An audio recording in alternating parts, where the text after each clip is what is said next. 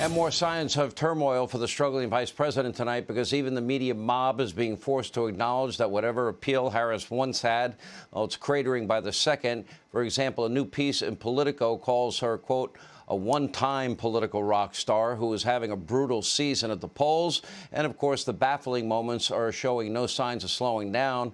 Watch Vice President Harris struggle to charge an electric vehicle. Can't make this up. For all of us who are used to, every morning filling our tank, you usually can smell it and you can hear it. You can hear the guzzling sound. Right. None of that. But how would I know that?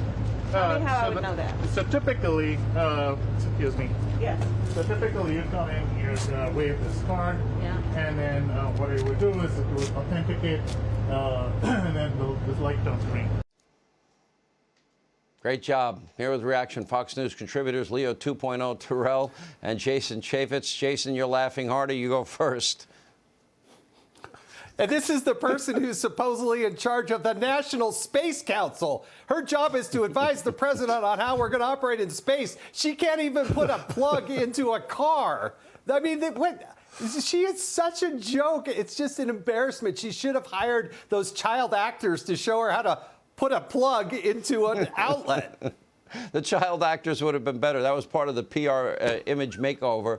Nobody wants to work for her. They say it's a hostile work environment. Leo, your reaction? Oh, look, everybody knows the fact. She was selected for vice president for two reasons: gender and skin color. She has no expertise. She's not an expert on foreign policy. She's not an expert on criminal justice. She was picked for the wrong reasons. And look, she runs away from a tough issue, immigration, the border issue. She doesn't even know what to do with an electric car. Does she hold the pump forever and ever? She is clueless. And I'll be very clear. I've said this before. Her political career is over in 2024 because she's unlikable. Well, you know, look, she's losing all of her staff. She's hired PR people, fired a communications people. Nobody wants to work with her. They're using the term a soul-crushing bully. I mean, is that our vice president? Does she get to take over if something happens for Joe? And Joe ain't looking too good these days, Jason. Well, she did redecorate her office, and so that was a vital part of what she did.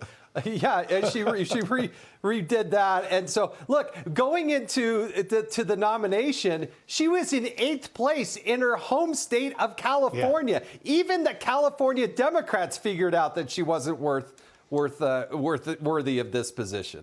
Leo, we're going to give you the last word tonight. Soul crushing. Ouch. Listen, it's a nightmare. It's a nightmare when we have to wake up thinking either Biden or Kamala Harris, two of the worst of all time in two of the most powerful positions. It's a horrible choice between the two of them. Do you think Joe Biden, did you make anything real quick, Jason Chaffetz, of the fact that he kind of moved away from her? They didn't seem to acknowledge each other at Bob Dole's funeral? Yeah, I mean, clearly the president was supposed to sit next to Kamala Harris. Then he whispered over to Jill Biden and said, hey, we need to switch seats. He didn't shake her hand, didn't acknowledge her, and certainly didn't want to sit by her. Yeah, unbelievable. No, he was forced to make the choice. He was forced to make her choice as vice president. Why was he forced? Why? Quick. Why was he forced? Oh, come on! Because of all the identity politics, he was forced to pick a female minority. He didn't want her. All right. Thank you both. More Hannity right after this.